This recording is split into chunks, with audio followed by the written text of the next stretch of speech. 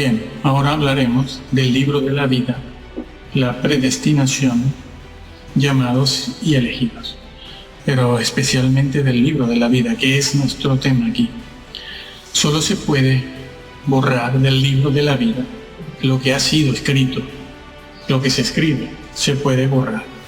Y en ese libro de la vida están registrados los nombres de los que han sido elegidos y que previamente han sido llamados, respetando así la verdad bíblica de que no todos los llamados son elegidos, porque esta expresión, esta frase llamados y elegidos, debe entenderse a la luz de la forma en que se usa en los evangelios, en la Biblia, a saber, muchos son los llamados y pocos los elegidos. No importa que esta frase sea una frase que pueda estar interpolada en un sitio o en otro, que la hayan tomado para interpolarla. Eso no niega la verdad que enseña. Tengan cuidado, no niega la verdad que enseña, porque esa verdad que enseña, esa frase, está corroborada de muchas formas en otras partes de la Biblia. Así pues, decimos y repetimos que el libro de la vida, esa frase, que aparece desde el Éxodo hasta el Apocalipsis, no puede ser considerada como un hebraísmo. Es absurdo considerarlo un hebraísmo.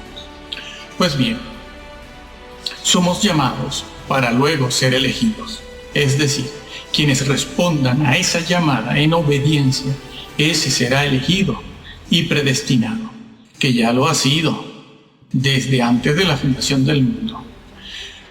No somos predestinados a ser salvos, sino, como dice Romanos 8, somos predestinados a transformarnos conforme a la imagen de Cristo, cosa que los cristianos hoy en día tenemos olvidado y despreciado, porque los que enseñan en los púlpitos y en las plataformas siempre nos dejan la impresión de que tenemos que ser salvos para escapar del infierno y portarnos bien. Sí, para escapar del infierno y portarnos bien. Cosa que, aunque es cierta, es solo el comienzo de la vida cristiana. Así pues, como lo dice el Antiguo Testamento, Yahvé elige al piadoso para sí. Elige al piadoso para sí. No quiere decir eso, que somos salvos por obras. No significa eso. Significa que Dios llama y la persona responde. Y si la persona responde, es una persona que vive en santa y piadosa manera de vivir. Es piadoso. Sí, es un santurrón, porque son los santurrones y los puritanos los que se salvan. Eso es lo que enseña la Biblia. Y entonces, de allí la frase usada por Yahvé, por Dios, que dice que Él elige al piadoso para sí, lo elige de entre los llamados.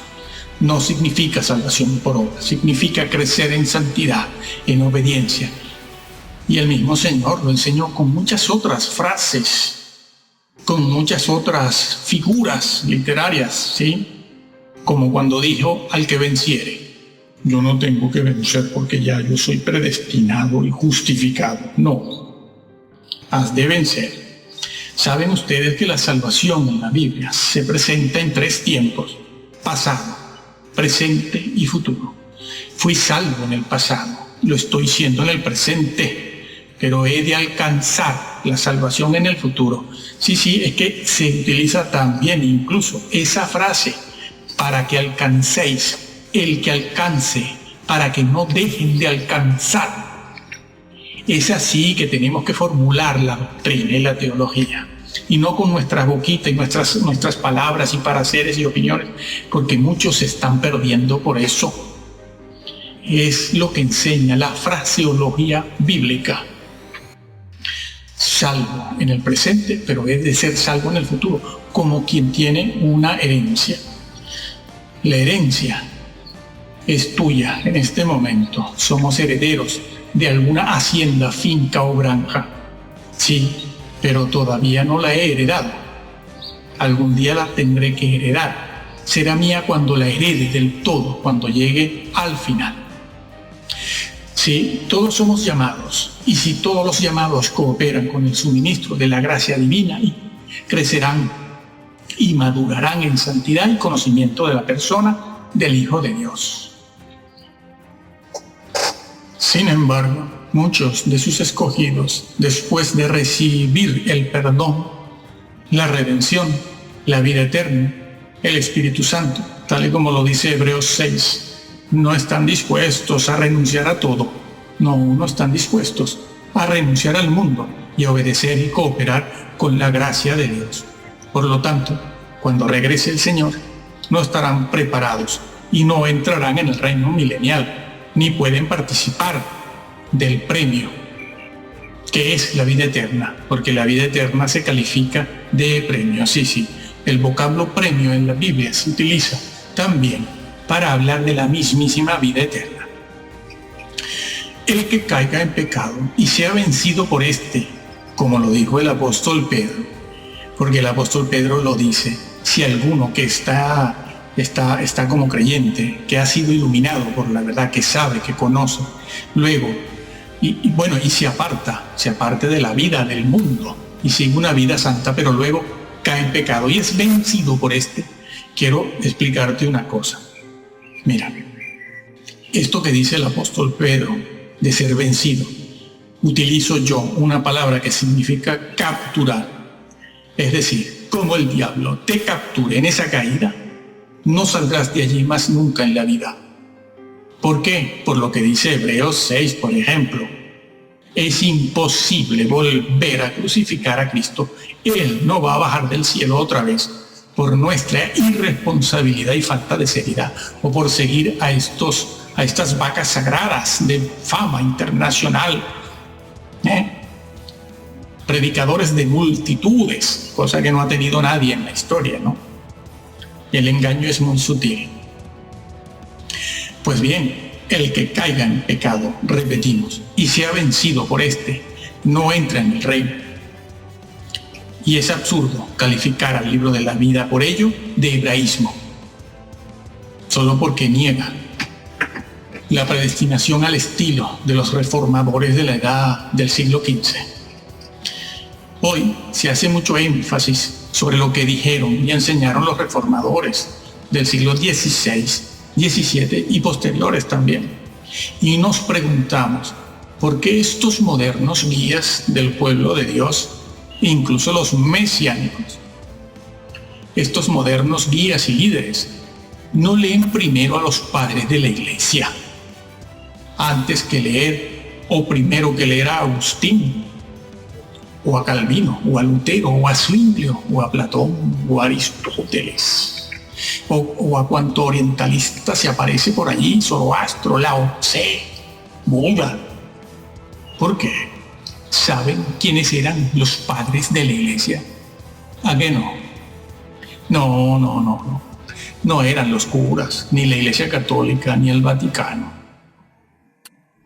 Esa es la impresión que dejan caer desde los púlpitos, porque así es más fácil manipular a los creyentes. Mira, los padres de la iglesia de primera línea, eran los discípulos de los apóstoles, nada menos. Eran los discípulos de los apóstoles. Ellos recibieron la fe, la doctrina y la vida práctica de mano de los mismísimos apóstoles. Estuvieron allí en carne, lo vivieron, no se lo contaron a ellos. Ellos lo vivieron. ¿Y qué enseñaban ellos, los padres de la iglesia? Los curas, no, los curas vinieron mucho más tarde, hacia el siglo IV y V. Empieza realmente a verse la iglesia de Roma tal y como la conocemos hoy. Antes no. Los padres de la iglesia no eran curas. Si alguien ha dicho eso, ha engañado. Deben estudiar. Lo que pasa es que los púlpitos hoy en día lo ocupan a veces personas que no han pasado por un seminario teológico. Ponen en los púlpitos a personas que pertenecen a la tribu, el nepotismo eclesiofamiliar. Sí, sí. Van comprando libros por las librerías cristianas, los van leyendo y después los sueltan en el púlpito. Claro, claro. ¿Qué enseñaban los padres de la iglesia de primera fila, de primera línea? Pues ellos también se consideraban llamados y elegidos, sí. Decían que estaban sus nombres escritos en el libro de la vida. Y ellos, sin embargo, al hecho de ser llamado y elegido, no lo consideraban como una garantía de salvación, tal y como hoy en día se enseña, ¿no? Sino que ellos velaban y cuidaban su salvación. Sí, sí. Aquellos hombres, ¿cómo te los nombro? Clemente, Ignacio de Antioquía, Bernabé, Ambrosio, etcétera, etcétera, etcétera. Ellos velaban y cuidaban lo que el Señor les había dado en su gracia. Por ejemplo, para Clemente, padre de la iglesia, también era posible ser borrado del libro de la vida. Para él, sí, él lo dijo. Para él era posible ser elegido y dejar de serlo. ¿Y por qué le voy a creer más a los reformadores que a Clemente? ¿Por qué? ¿Quién estuvo con los apóstoles? Ignacio de Antioquía pensaba él que se puede corromper la doctrina. Sí, y por lo tanto, si se corrompe la doctrina, se corrompe la fe de Dios, decía él lo decía. Y así se corrompe el maestro también, él lo decía. No nosotros. Se corrompe el maestro y por lo tanto se termina perdiendo la salvación, se termina en condenación. Algo que también enseñó el apóstol Pablo en 2 de Timoteo 3. Ten cuidado de ti mismo y de la doctrina. Sí, pues haciendo esto te salvarás.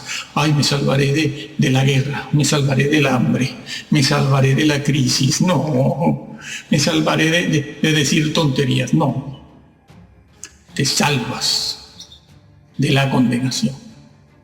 De la condenación. Como está dicho también en 1 de Corintios 3.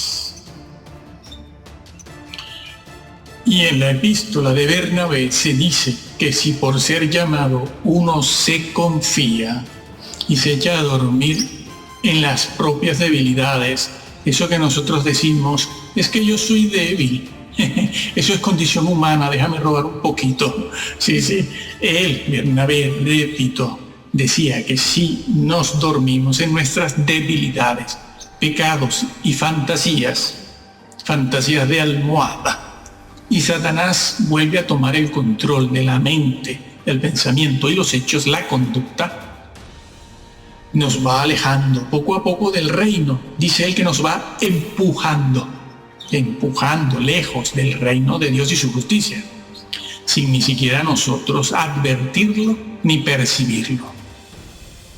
Y así al final nos condenamos. Cuando Dios llama, se debe responder con seriedad, con responsabilidad, con fe y obediencia. Y es aquí donde todos tropiezan, porque ya intuyen que para obedecer hay que dejarlo todo o casi todo para crecer en santidad después. Sí. Saben, sienten, intuyen, piensan que tienen que obedecer a Jesús cuando dijo: si tu ojo te es ocasión, sácalo. Si tu mano o tu pie, sácalo.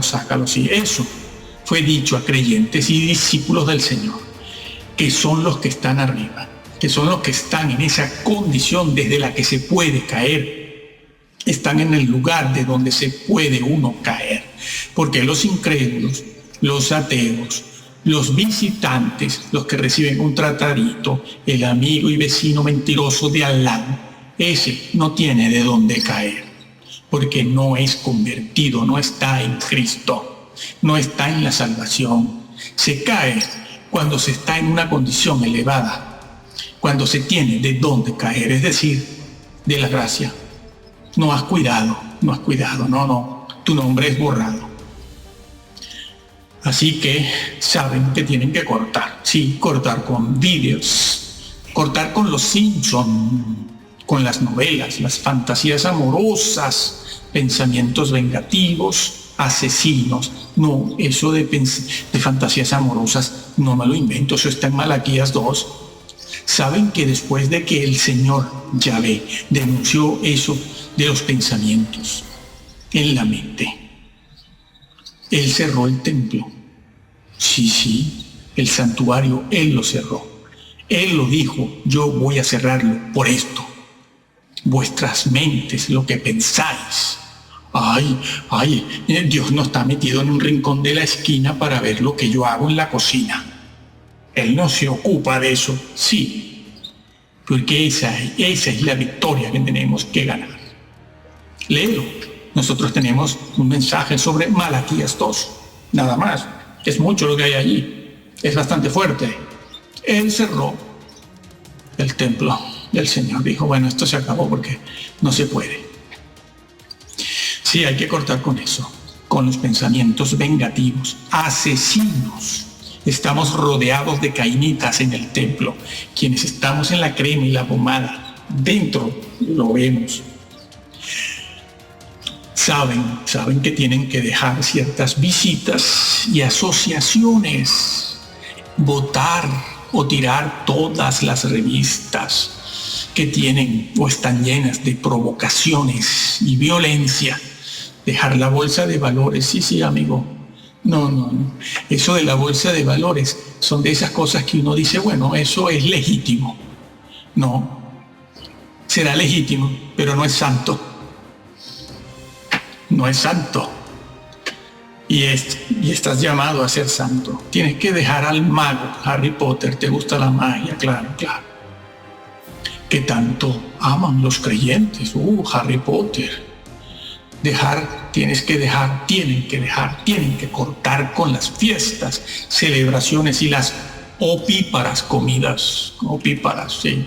Dejar la ropa ajustadita, insinuante, provocadora, que es la llamada del sexo, en el propio templo, por los pasillos, a veces brindando, dando la Santa Cena o recogiendo los diezmos, amigo, bajo el beneplácito de cuanto pastor, obispo, cura o sacerdote anda por allí, sí. Y luego ellos mismos se lamentan, sí, del adulterio en el que ya llevan instalado a alguno de ellos, sí. Y es que saben que como las mujeres se marchen de la iglesia porque tienen que ir en faldas largas a ver quién diezma. Son listos. En el Nuevo Testamento la elección se realiza en aquellos que hacen la voluntad del Padre y llevan fruto. Bueno, otra frase más usada por el Señor, llevan fruto. No, eso está escrito. Evangelio de Juan 15. El que en mí no lleve fruto es cortado y echado en las tinieblas de afuera. Esa frase, el que en mí, ¿qué significa? El que en mí no lleve fruto. Estos no pasan al milenio. El incrédulo, el visitante, el amigo del tratadito, el mentiroso amigo de la esquina, el compañero de trabajo o el ateo, no están en Cristo. La expresión en Cristo, como se usa en la Biblia, es una expresión, una frase con un profundo significado teológico. Resumiéndolo, significa estar en Cristo, estar en comunicación, que es una cosa, y en comunión, que es otra. Solo los convertidos están pegados a Cristo de tal manera que están en Cristo, claro, en comunión. El incrédulo, repetimos, el visitante, el amigo al que se le regala un tratado, a un ateo, no están en Cristo, porque esa frase en Cristo implica una pertenencia a Jesús. De hecho, la misma parábola con su figura lo indica, ¿no? Además, esta enseñanza también se corresponde con otra cosa que dijo Jesús para hablar de lo mismo. Lo dijo de otra forma, dijo, esforzaos por entrar. Sí, esforzado, agorizomai, agonía, una entrada agonizante. Esforzados por entrar, porque muchos procuran entrar y no lo logran. Los ateos, otra vez, los incrédulos, ateos, incrédulos, no se están esforzando por entrar, ni los visitantes, ni el amigo que recibe un tratadito que después lo bota a la basura, lo echa por la calle. Se esfuerza por entrar el que quiere hacerlo, porque ama también las cosas de Dios, pero también ama las cosas del mundo.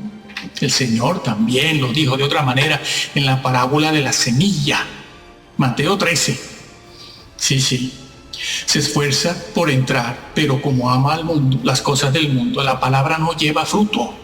Los incrédulos, los ateos, no se están esforzando nada por entrar. Son los llamados los que se esfuerzan por entrar y no lo logran porque no obedecen las normas, no van cortando con la cultura. Y la justicia de estos no es mayor que la de los fariseos, como también lo dijo Jesús en esa frase. Si vuestra justicia no fuere mayor, ¿se dan cuenta? Es que por todos lados el Señor lo advirtió. Tampoco nos debería parecer extraño que el Señor Jesús en Mateo 7 les haya dicho a quienes confiaban en entrar, daban por hecho que entraban.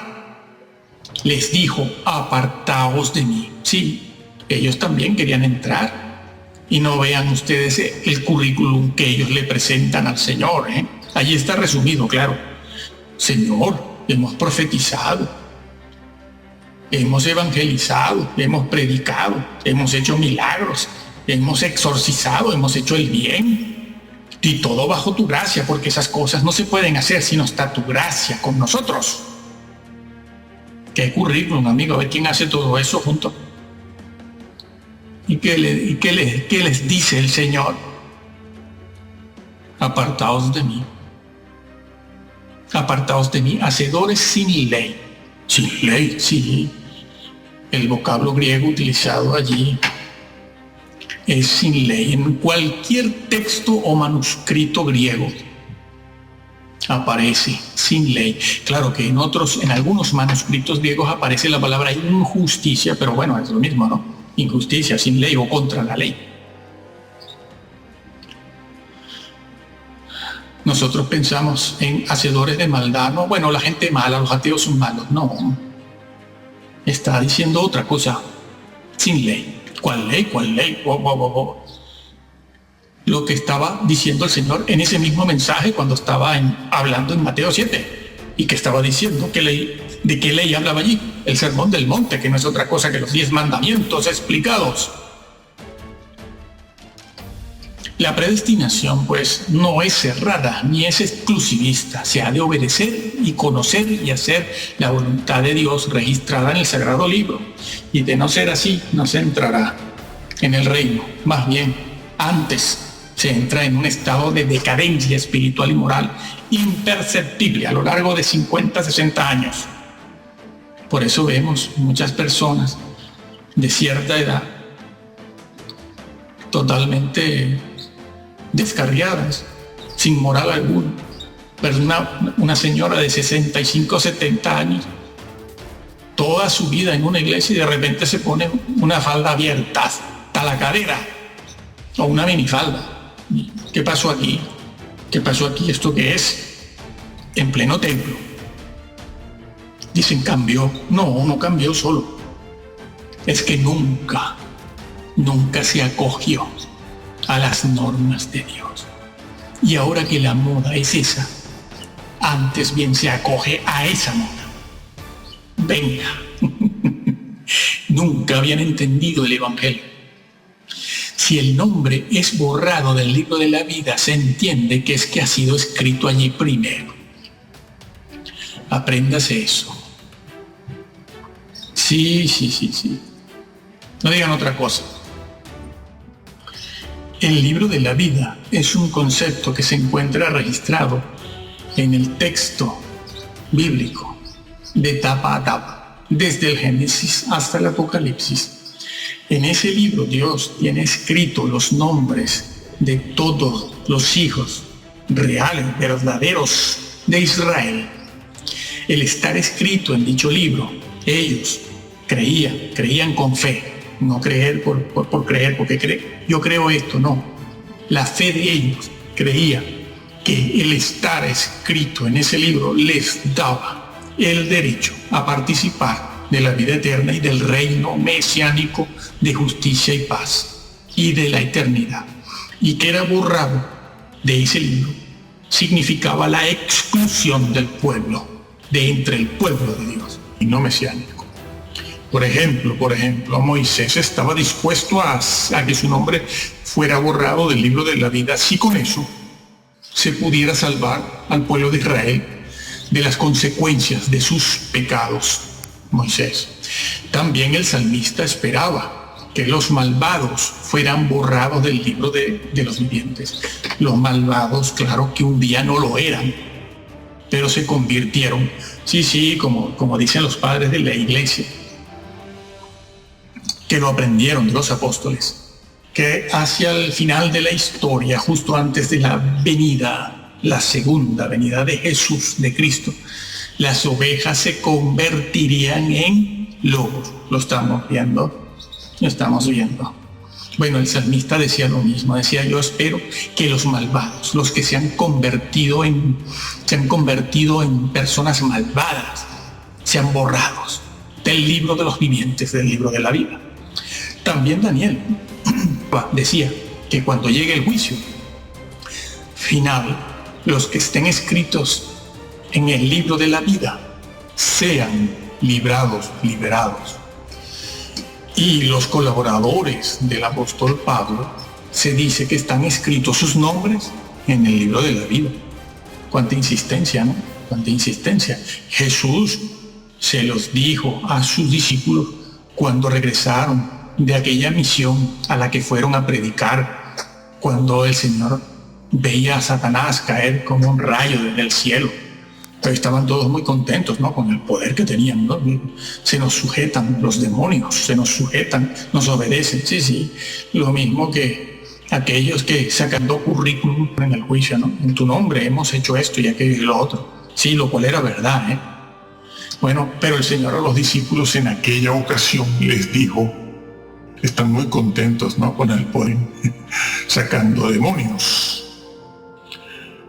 Alégrense más bien, de que sus nombres están escritos en el libro de la vida. Eso incluía a Judas.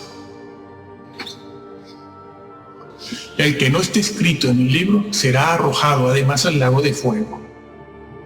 Sí, hay quienes piensan que aunque no estén escritos porque se han borrado sus nombres, después tendrán una segunda oportunidad. Hombre, ya nos gustaría que fuera así, ¿no? Pero resulta que el mismo libro de Apocalipsis también dice que aquellos cuyos nombres sean borrados son echados después en el lago de fuego. Apocalipsis 20 y Apocalipsis 21. Pues bien, Jesucristo confesará sus nombres ante su Padre y sus ángeles. Sí, los confesará. Estimado hermano, lo vamos a dejar aquí. Es nuestro deseo que tú leas la Biblia. Cuanto más sea mejor. Nada nuevo es bueno. Todo lo antiguo. Ya la misma Biblia dice eso. Preguntad por las sendas antiguas. Busca una Biblia que sea de confianza. Puedes leer otras también para aprender a entender lo que hay en el texto bíblico. Puedes leer muchas, pero ten una que sea de tu confianza y créela tal y como te la encuentras, No importa si alguna vaca sagrada por ahí, de esas famosas que arrastran multitudes de fama internacional, dice lo contrario. Tú cree lo que está escrito, porque el Señor lo dijo, por tus palabras serás justificado y por tus palabras serás condenado. Esa frase que está en Mateo, tus palabras, en la mentalidad judía, cuando se decía eso, se pensaba en todo el consejo de Dios, es decir, por tu doctrina, por las cosas que tú crees de la doctrina de Dios, por tus palabras serás justificado y por tus palabras serás condenado. No está refiriéndose a si yo digo una grosería, una palabra obscena, grosera, por lo cual vamos a ser juzgados también, claro, pero el Señor allí no se está refiriendo a eso. Eso, se está refiriendo a la doctrina. Así que si alguna vaca sagrada dice algo contrario a lo que tú lees de manera directa y evidente, sigue lo que dice el Señor, no lo que dicen los modernos predicadores de multitudes, porque ellos tienen sus intereses y ellos procuran mantener lo que hoy se llama el crédito ministerial. Yo tengo crédito, fama, tengo prestigio. ¿Lo entiendes? Eso no existía en siglos pasados. El prestigio aquí no tiene nada que hacer, pero los modernos predicadores sí tienen eso. ¿Lo puedes entender eso? Pues cuídate de eso, porque hay muchos maestros que edifican con madera, heno y hojarasca, y otros edifican de tal manera y con tal doctrina que destruyen tu salvación. Que el Señor te bendiga.